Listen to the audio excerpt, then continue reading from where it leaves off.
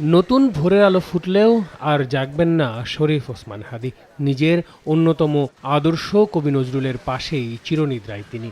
মানুষের দ্বারে দ্বারে ছুটে বেরিয়ে যে ভালোবাসা তিনি অর্জন করেছেন, তার প্রতিদানেই যেন আজ তার কাছে ছুটে আসছেন অনেকেই। রোববার ভোরে ফজরের নামাজ শেষে শহীদ শরীফ ওসমান বিন হাদীর কবর জিয়ারত করেন জামায়াতে ইসলামীর নেতাকর্মীরা। ছিলেন দলটির আমির ডাক্তার শফিকুর রহমান। দোয়া হয় হাদী সহ সব শহীদদের জন্য। এরপর গণমাধ্যমের মুখোমুখি হন ডাক্তার শফিকুর রহমান। বলেন, বিপ্লবীদের হত্যার মাধ্যমে তাদের আদর্শ এবং চেতনাকে মুছে ফেলা সম্ভব নয়।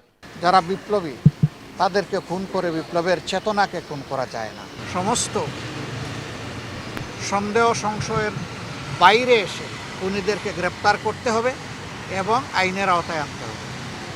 যদি এই খুনিরা পার পেয়ে যায়, তাহলে আপনার আমার কারো জীবনই নিরাপদ বলা যাবে না।